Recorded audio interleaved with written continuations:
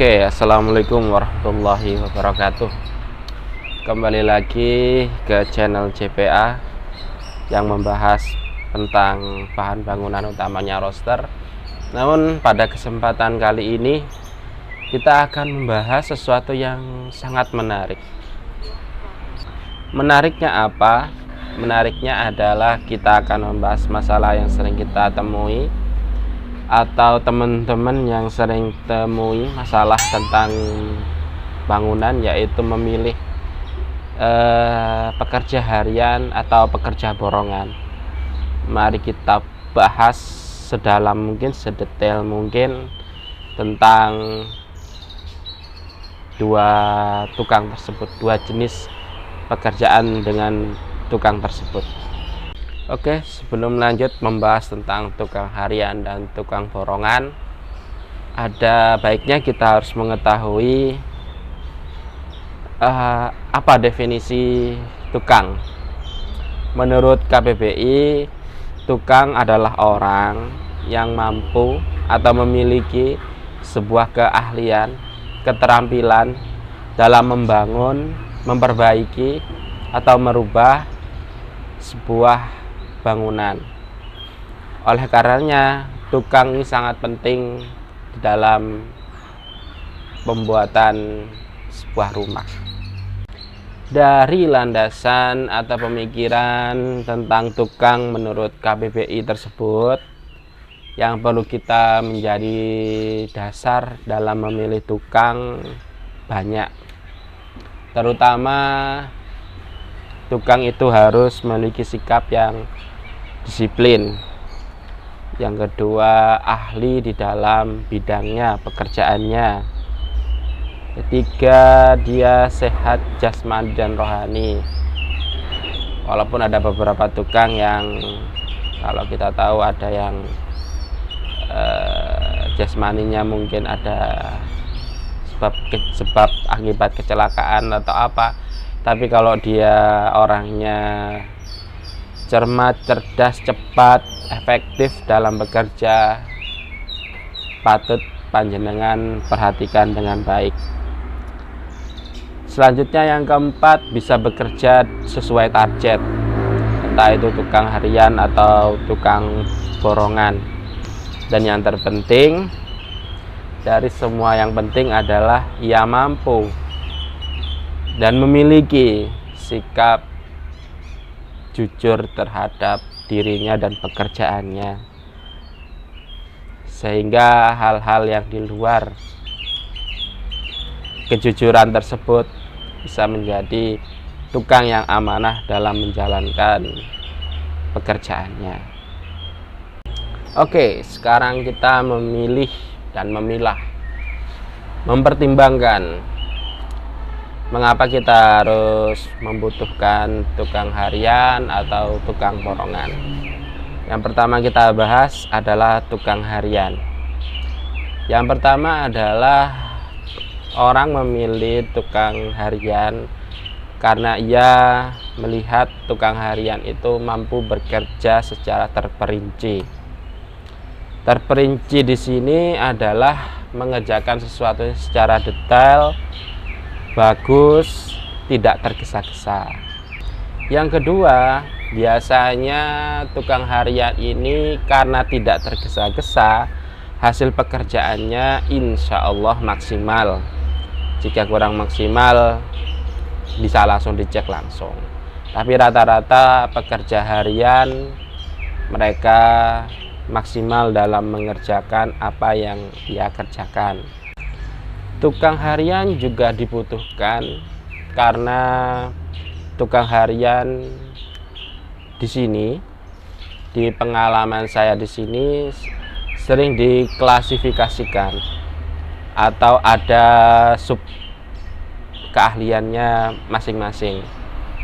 Ketika Anda membuat sebuah rumah, tentunya yang pertama kali yang harus Anda lakukan adalah tukang untuk saluran air, yang kedua tukang untuk kelistrikan, tukang untuk mengaci, tembok dan sebagainya, melakukan pekerjaan memasang keramik, itu membutuhkan tukang-tukang yang ahli di bidangnya. Oleh karena itu, Anda membutuhkan tukang berjenis harian. Dan selanjutnya, mungkin yang keempat, ketika kita memutuskan memakai jasa tukang harian, mungkin kalau kita tidak puas dengan hasil pekerjaannya, kita bisa langsung memutuskan kontrak atau memberhentikan orang tersebut dari pekerjaan yang ditanggungnya. Itu lebih mudah daripada panjenengan menggunakan jasa tukang borongan. Dan yang terpenting dari tukang harian ini adalah kebanyakan orang yang memilih tukang harian adalah ia ingin mendapatkan hasil yang maksimal, hasil yang sempurna. Bisa cek setiap hari, bahkan setiap saat hasil pekerjaan yang ada. Bisa langsung cross check prosesnya dan hasilnya bagaimana. Itulah keuntungan dari tukang harian. Selanjutnya kita akan membahas lalu kurangnya apa. Oke. Ketika berbicara tentang kekurangan ya, kurangnya ketika memilih tukang harian, pertimbangan yang pertama adalah kita wajib menyisihkan atau menyiapkan budget keuangan setiap minggunya. Kedua, yang sering dieluhkan atau dibuat pusing oleh orang-orang adalah, dan ini sudah berlaku secara umum, adalah kita bertemu dengan tukang yang memperlambat waktu, atau dia ya mencuri waktu. Seharusnya ia selesai dalam waktu 2 jam, ia memperlambat pekerjaannya hingga 5 jam, dan itu banyak terjadi. Dan yang ketiga, oleh sebab akibat yang seperti itu, adanya tukang yang memperlambat pekerjaannya, akhirnya kekurangan dari tukang harian ini adalah kita harus selalu ngecek hasil atau proses dan hasil pekerjaannya setiap waktu. Karena setiap orang kan memiliki jadwal kegiatannya masing-masing yang berbeda. Mungkin ini sih bisa menjadi sebuah alasan Anda tidak memilih tukang harian, karena harus cek setiap saat hasil dan pekerjaannya. Selanjutnya, mungkin ini remeh. Hal remeh tersebut apa? Kita sebagai pengguna jasa tukang harian wajib menyediakan makanan, cemilan pagi dan siang hari. Mungkin bagi sebagian orang itu mudah, tapi bagi sebagian lain yang mungkin pekerjaannya di luar kota atau tidak ada di rumah setiap saat akan menjadi sebuah beban. Dan mungkin saja karena ada beberapa tukang yang tidak cocok terhadap makanan atau jajanan yang disediakan, dan sering terjadi yang seperti itu. Moga-moga kedepannya kita bisa menemukan tukang yang tidak rewel terhadap makanan jajanan yang sudah disediakan. Selanjutnya, ketika kita memutuskan menggunakan tukang harian adalah kita wajib mencari tukang yang sesuai dengan keahliannya masing-masing. Hal ini diperlukan karena tidak semua tukang mampu mengatasi semua pekerjaan, maksudnya bidang kelistrikan, bidang pembuangan air, bidang untuk keramik dan sebagainya. Dibutuhkan satu orang ahli dalam satu pekerjaan. Inilah yang harus dilakukan bagi orang-orang yang menggunakan jasa tukang harian, mencari orang-orang tersebut. Yang harus kita pelajari adalah mengantisipasi jika ada tukang-tukang yang oknum tukang, sekali lagi oknum tukang yang memperlambat pekerjaannya, yang dalam berproses mengerjakan sebuah pekerjaan tidak sesuai harapan dari orang yang memintanya, sehingga itu yang lebih penting, yang utama. Oke, yang kedua kita bahas adalah tukang borongan. Berbicara dengan hal yang berkaitan dengan tukang borongan, pasti orang-orang yang memilih tukang borongan adalah orang yang membuat rumah atau sebuah bangunan. Dia menargetkan waktu dalam proses pengerjaannya, dan itu sangat penting karena segalanya ditarget sesuai dengan RAP yang ada. Maka dari itu kadang-kadang orang memilih tukang borongan dari awal. Ia ingin bernegosiasi tentang apa? Satu, tentang budget yang akan ia keluarkan ketika membangun sebuah rumah, sistem pengerjaannya, kapan pengerjaan itu selesai, dan seterusnya. Ketika kita menggunakan jasa borongan tersebut, kita sudah tahu dari awal habisnya berapa hari pengerjaan, sehingga ini akan membuat pekerjaan kita semakin efektif dan efisien. Dan yang terpenting adalah ketika seseorang telah memilih pekerja borongan adalah ia terbebas dari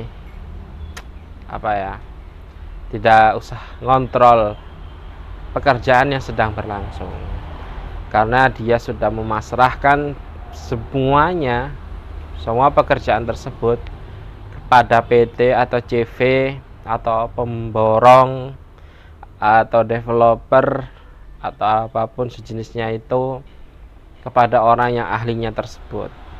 Jadi pasrah saja. Itu enaknya ketika kita menggunakan jasa borongan. Dan kelanjutan dari itu tadi, bahwa ketika semua tertangani atau ditangani oleh pemborong, maka segala macam jenis pekerjaan seperti kelistrikan, saluran air dan sebagainya sudah ada ahlinya masing-masing. Jadi kita tidak perlu khawatir tentang itu semua. Jadi beban pikiran insya Allah akan berkurang. Sekarang kita berfokus kepada kelemahan atau kekurangan menggunakan jasa borongan. Yang pertama tentunya karena ini borongan, kebanyakan pekerja-pekerja ini atau oknum-oknum pekerja ini mengutamakan kuantitas dang marin dang wis, mengutamakan pekerjaan itu banyak selesai, entah itu selesai dengan baik, kurang baik atau tidak baik, bisa dinilai sendiri. Itu khawatirnya yang utama ketika kita memilih pekerjaan itu diborongkan. Yang kedua, kelemahannya dari pekerjaan borongan adalah kadang ketika menyelesaikan sebuah pekerjaan itu non prosedural alias gak sesuai prosedur. Misalnya kemarin ditemukan ada orang beli base beton, lah dia komplainnya kepada pekerjanya karena tidak tahu bagaimana cara memasang base beton untuk WC, isinya berapa, untuk resapannya berapa, menggunakan pipa yang berapa, karena bukan ahlinya. Kebetulan bukan ahlinya, dia masang WC, dia masang tempat duduknya. Kalau WC-nya, tempat WC-nya ya jongkok, itu menggunakan 3,5 dim pipanya ya, 3,5 dim atau 4 dim nggak apa-apa. Tapi kalau sudah WC-nya duduk, wajib minimal 4 dim untuk pipanya. Itu yang komplain kemarin. Dan saya sarankan ambil pipa yang lebih tebal. Entah itu mereknya apa, tipenya, yang penting AW. Kadang hal-hal yang seperti itu jarang diketahui oleh tukang pada umumnya. Lalu hal yang paling penting selanjutnya adalah ketika kita menemukan masalah atau pekerjaan yang tidak sesuai dengan yang kita harapkan, atau bahasa saya tadi non prosedural. Ketika kita sudah menggunakan jasa borongan, agak sulit ya untuk memutus kontrak kerja dengan dia, karena segalanya sudah tertulis dari awal. Hal ini akan mempengaruhi kesepakatan kerja dan negosiasi yang telah dilaksanakan. Ujung-ujungnya kemungkinan ada sedikit perdebatan, dan itu kadang akan menguras pikiran dan energi kita. Maka itu kita harus berhati-hati. Nah, sekarang dari pembahasan keuntungan, kerugian menggunakan jasa harian atau borongan, ilmu selanjutnya adalah ilmu mempertimbangkan kedua hal tersebut. Yang pertama, jika kalian menemukan jenis pekerjaan yang detail, yang rumit, terus skalanya kecil, maka gunakanlah pekerja harian karena ia mampu mengatasi hal tersebut. Pun sebaliknya, ketika Anda semua menemukan jenis pekerjaan yang skalanya lebih besar, maka wajib Anda menggunakan tukang borongan. Itu akan lebih bermanfaat.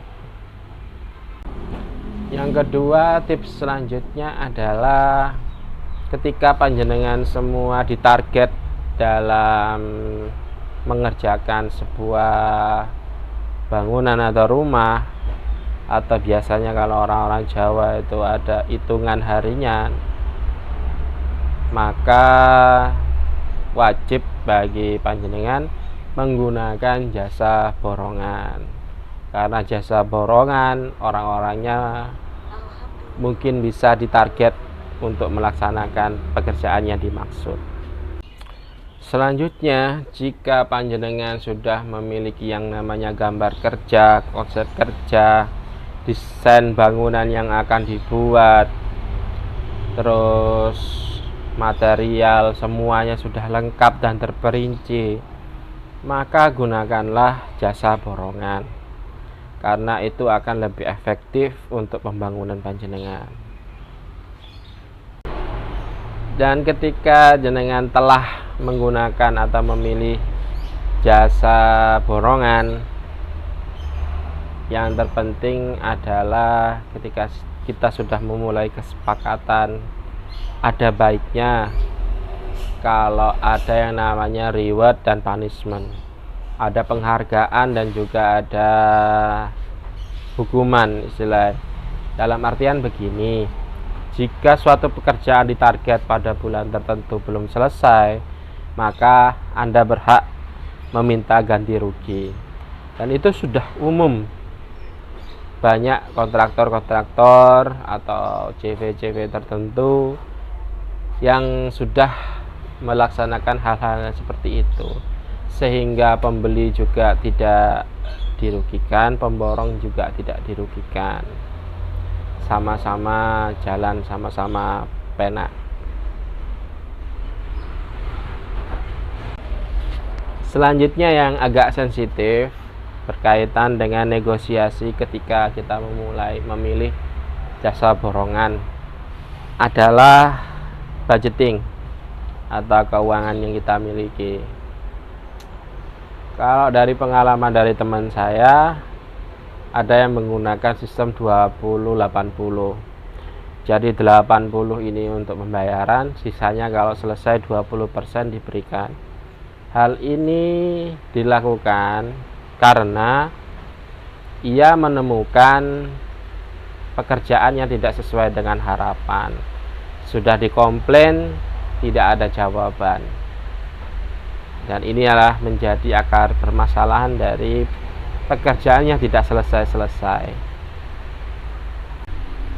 Dan ketika panjenengan sudah memutuskan untuk menggunakan tukang harian ketika membuat sebuah rumah atau proyek pembangunan, diusahakan budget atau keuangan dalam membuat bangunan tersebut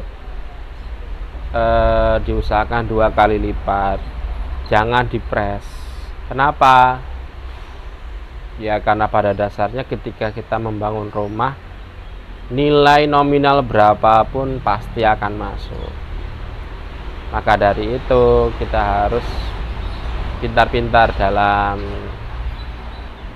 memilih dan memilah nilai budgeting yang kita berikan, yang kita buat.